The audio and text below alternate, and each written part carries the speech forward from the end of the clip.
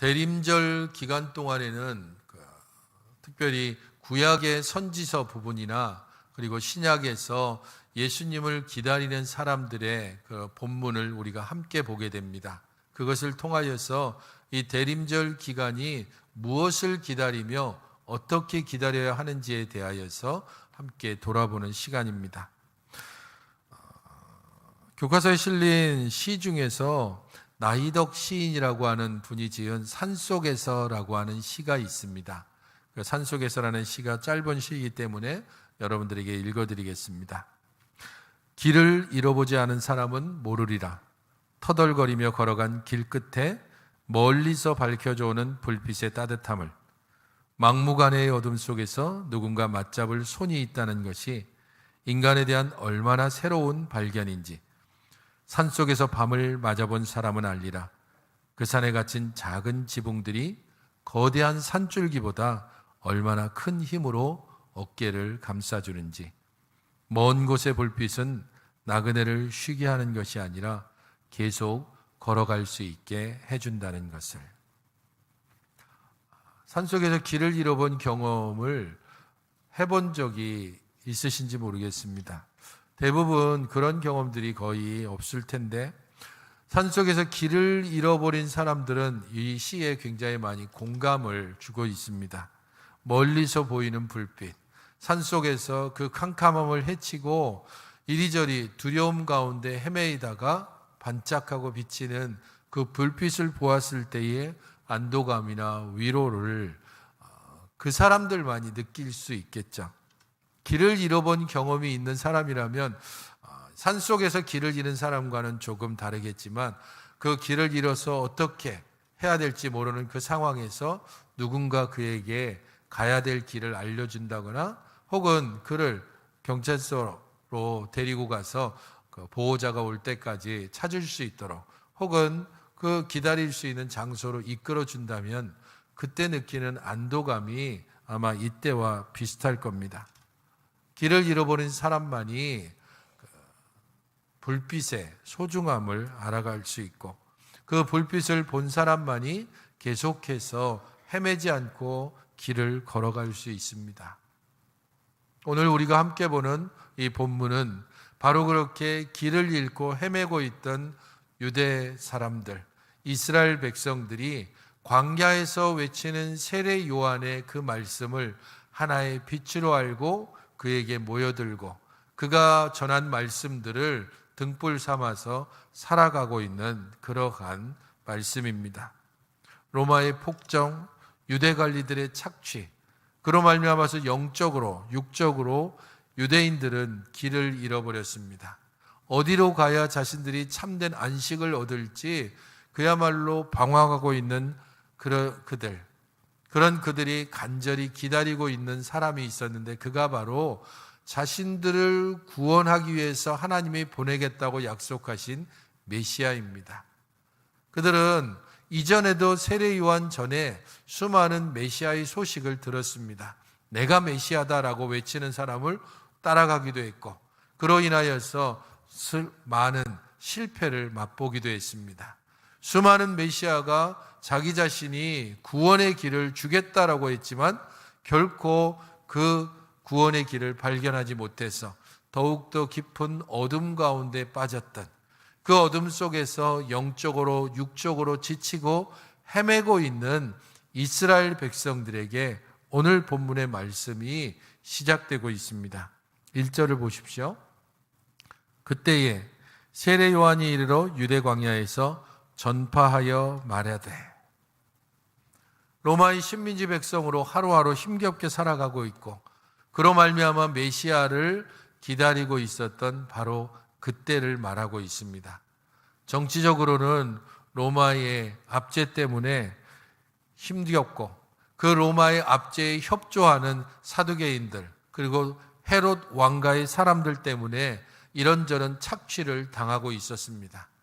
그나마 위로가 될 수 있는 종교, 이 부분에 있어서는 그 자신의 지위를 이용해서 타락한 제사장들 때문에 이중으로 착취와 그리고 영적인 갈급함이 더 심해지는 때가 바로 그때를 이야기하고 있습니다.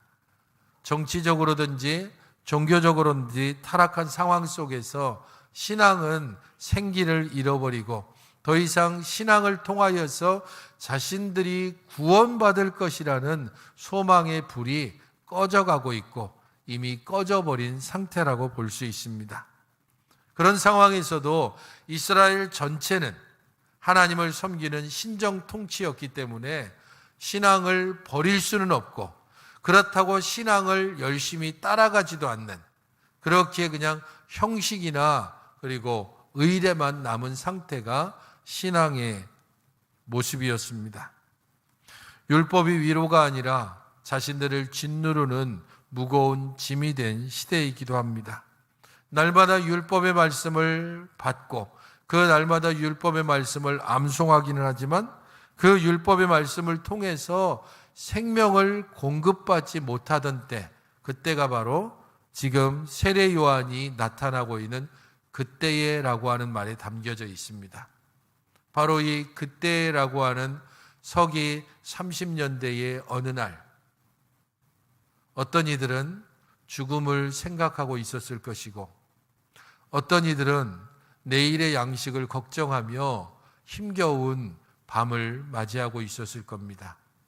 어떤 이들은 가족들을 위해서 고향을 떠나 타향에서 별을 바라보고 있었을 것이고 또 어떤 이들은 착취와 억압에 분노에서 일어났다가 감옥에 갇혀 있었을 겁니다. 수많은 그 당시의 사람들에게 그때라고 하는 그 말은 각자의 상황 속에서 말할 수 없는 어둠에 헤매고 있던 때입니다. 바로 그때에 광야로부터 외쳐지는 소리가 들렸습니다. 2절을 보십시오. 회개하라, 천국이 가까이 왔느니라.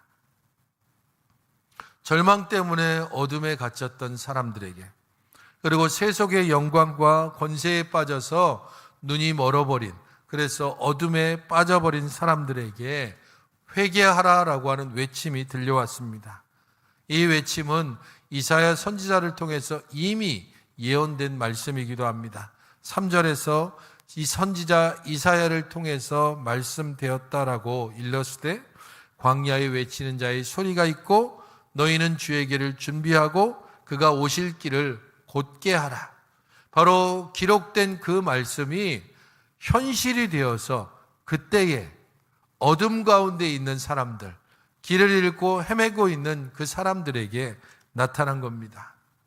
어둠이 깊을수록 빛이 더 밝아진다라고 하는 것처럼 어느 곳에도 기댈 수 없는 사람들에게 광야에서 외치는 세례 요한의 그 외침은 더욱더 크게 다가올 수밖에 없었습니다. 4절에 보면 세례 요한의 모습이 등장하고 있는데 그는 낙타 털옷을 입었고 그는 허리에 가죽띠를 띠었고 음식은 메뚜기와 석청이었다라고 말하고 있습니다. 어찌 보면 광야에 있는 미치광이처럼 보일 수 있습니다. 하지만 바로 그 모습 때문에 유대인들은 세례 요한에게 더 몰려들 수밖에 없었습니다.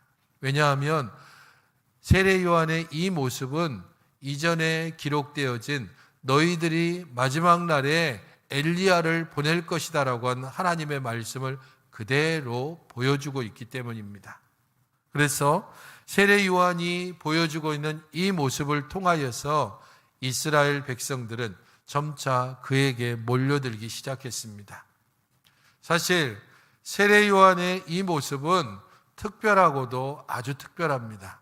왜냐하면 일반적인 모습으로 살아가지 않기 때문입니다.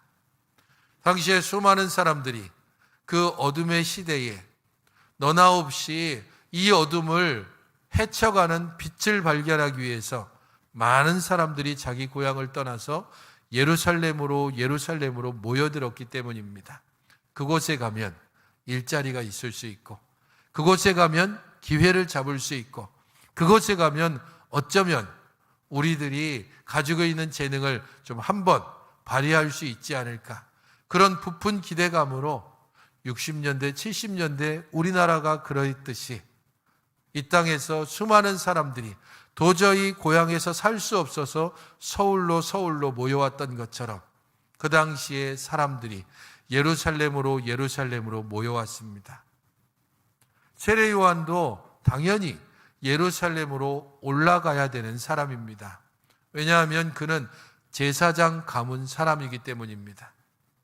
그가 활동하기 시작한 때가 언제인지는 명확하지는 않지만 주께서 오시는 그날이 바로 가까워 왔다라고 선포했고, 그가 세례를 베푸는 중에 예수님께서 오셨기 때문에 대략 서기 30년 정도로 보입니다. 이때가 되면 세례 요한은 광야가 아니라 예루살렘에 있어야 합니다. 제사장이라면 마땅히 30살이 되기 전까지는 제사장 교육을 잘 받고 30살이 되면 실제로 제사장으로 활동하기 위해서 예루살렘으로 올라가는 게 당연합니다.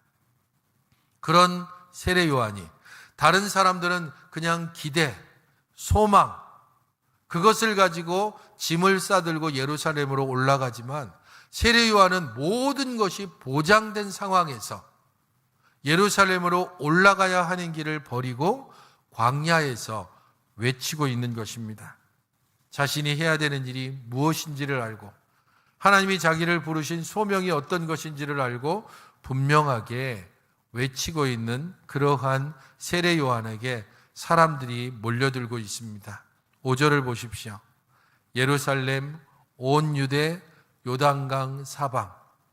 아마 기록되어 있지는 않지만 북쪽 갈릴리로부터 남쪽 유다의 끝까지 세례 요한의 소문을 들은 사람들이 하나씩 몰려들기 시작했습니다. 광야의 설교자, 특이한 복장을 한 엘리야의 모습을 닮은 사람, 그의 말을 듣기 위해서 사람들이 하나둘씩 모입니다.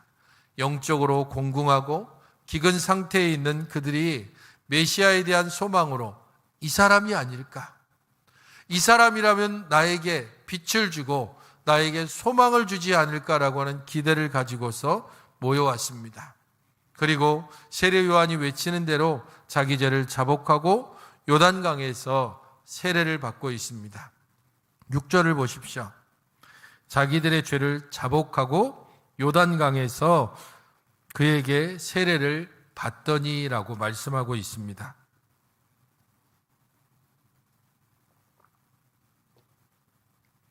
그 당시에 종교 지도자라면 평안과 위로를 전하는 사람들입니다. 평안하다. 다 잘 될 거야. 소망을 가져. 오늘보다 내일이 더 좋지 않겠나. 그러니 하나님께 제사를 드려라. 더 재물을 좋은 것으로 드려라. 그러면서 백성들을 은근히 착취하고 있는 종교 지도자들과 달리 세례 요한의 메시지는 명확하고 분명했습니다. 더 이상 남의 탓을 하지 마라.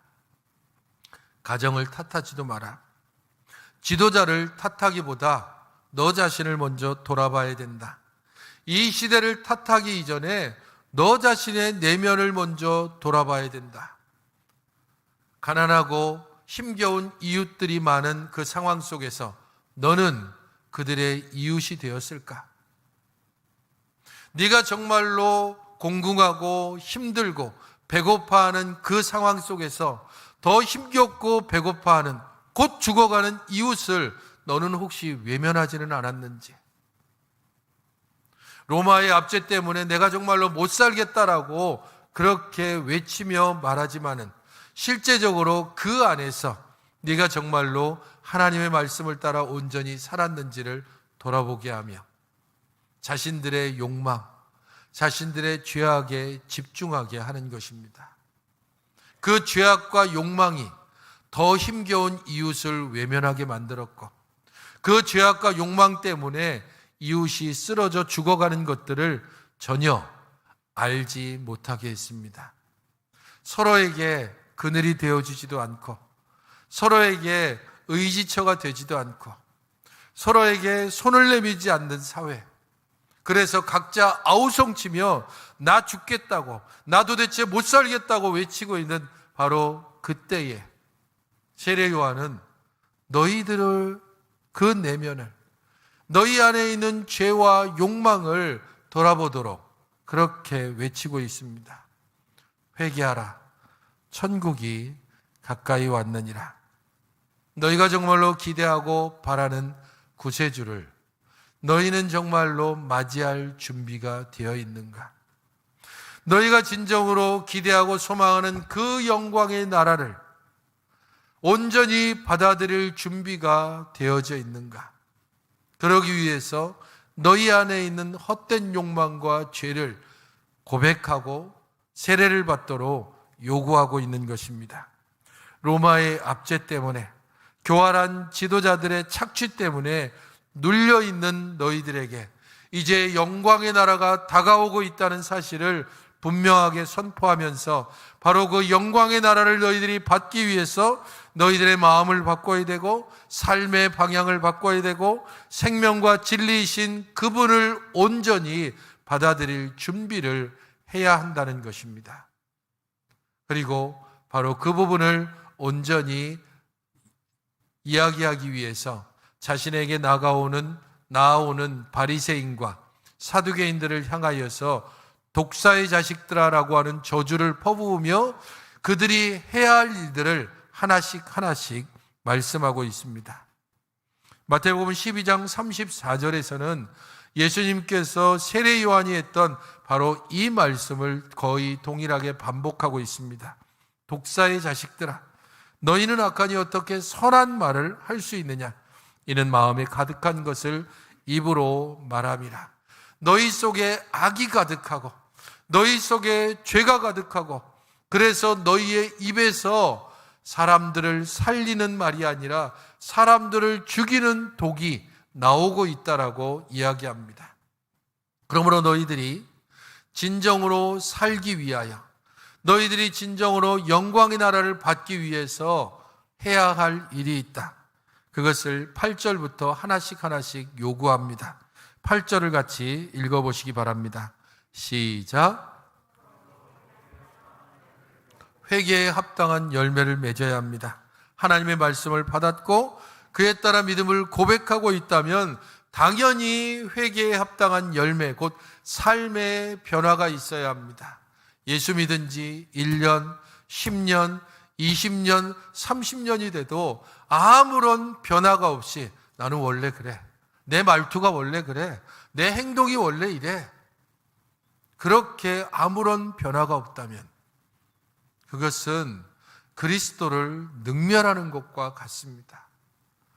우리가 정말로 그리스도를 온전히 바라고 소망한다면 회개에 합당한 열매, 곧 우리들의 삶의 변화가 눈에 띄게 나타날 수밖에 없습니다. 두 번째는 9절에 있는 내용입니다. 속으로 아브라함의 종이라고 생각하지 말아라. 이제는 더 이상 너희들의 혈통이나 너희들의 가문이나 너희가 행한 어떤 일이나 너희들이 가지고 있는 그리고 내세우고 있는 어떤 자격증을 통해서 구원받는 때가 아니다라는 겁니다. 율법을 철저히 지킴으로 구원받는 것도 아니고 아브라함의 자손이니까 구원받는 때가 아니다. 이제는 율법의 시대가 끝나고 은혜의 시대가 시작되었기 때문입니다.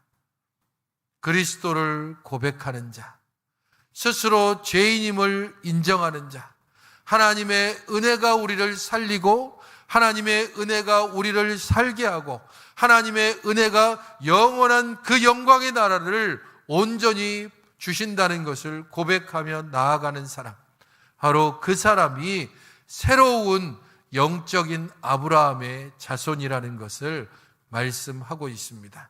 나는 이런 직분을 가졌으니까, 나는 이런 봉사를 했으니까, 나는 이 정도의 커리어를 가지고 있으니까 그것을 통하여 하나님 앞에 자랑하고자 하는 모든 이들에게 그 교만함을 내려놓고 더 이상 아브라함의 자손임을 자랑하지 말고 우리를 아브라함의 자손 삼으시는 예수 그리스도를 믿는 믿음을 고백해야 한다는 겁니다.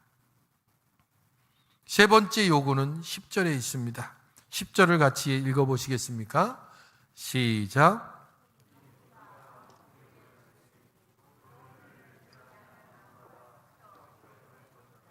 도끼가 나무 뿌리에 놓여 있습니다. 심판은 이미 결정 나 있습니다. 하지만 아직 심판은 이루어지지 않았습니다. 이 말씀은 우리에게 있어서 하나님의 두 가지 성격을 보여줍니다. 우리를 심판하시는 하나님, 하지만 그 심판을 아직까지 미뤄두고 계시는 자비의 하나님입니다. 마땅히 우리의 지금 죄악과 우리들의 지금 교만함을 하나님은 심판하셔도 우리는 아무 할 말이 없습니다. 그러나 하나님께서 자비하심으로, 사랑하심으로 이 심판을 아직까지 늦추고 계십니다. 나무 뿌리에 놓여 있는 그 도끼를 아직 들고 나무를 찍지 않으셨습니다.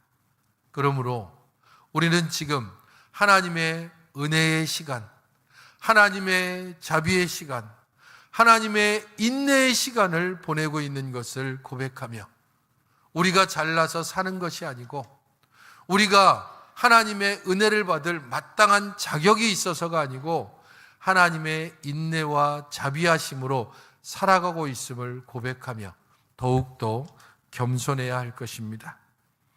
그러므로 우리들이 삶의 변화를 가지고 있어야 되는 또 다른 이유를 11절과 12절에 말씀하고 있는데, 세례 요한은 내 뒤에 오실 분에 대해서 이야기하고 있습니다.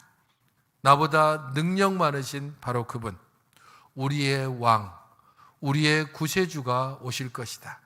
그가 오셔서 자기의 타작마당을 정하게 하실 것이다. 알곡은 곡간으로, 쭉정이는 영원한 불에 던질 것이다. 바로 그분을 기다리고 있다면, 그분을 맞이하기에 합당한 자로 우리 자신이 준비되어 있어야 한다. 바로 그분을 기다리고 있다면 그분이 오셔서 우리를 보셔서 심판하실지 아니면 곡간으로 들이실지 스스로 생각하고 판단해 보라는 말입니다. 주의 은혜를 기다리는 자로서 우리는 겸손해야 할 것이고, 주의 영광의 나라를 기다리는 자로서 거룩함을 추구하며 나아가야 할 것입니다. 바로 이것을 우리는 그리스도에 대한 온전한 기다림의 시간, 이 대림절 기간을 통하여 다시 한번 생각하고 다시 한번 깨닫게 되는 것입니다. 말씀을 마치면서 여러분들에게 한 문장을 소개해 주고자 합니다. 아마 여러분들 많은 분들이 알고 있겠지만 생텍쥐베르가 지은 어린 왕자에 나오는 여우가 했던 말입니다. 우연히 만난 이 여우는 어린 왕자에게 이런저런 좋은 말들을 주면서 특별히 길들여진다는 것이라고 하는 것과 관련해서 이렇게 말합니다. 이를테면 네가 오후 4시에 온다면 난 3시부터 행복해지기 시작할 거야. 시간이 갈수록 난 점점 더 행복해지겠지. 4시에는 흥분해서 안절부절 못할 거야. 그래서 행복이 얼마나 값진 것인가 알게 되겠지. 대림절과 연관해서 이 글귀를 해석해 본다면 이렇습니다. 여러분, 우리는 무엇에 길들여지고 있습니까? 무엇에 길들여지기를 원합니까? 하나님의 말씀에 정말로 길들여지기를 소망하고 있습니까?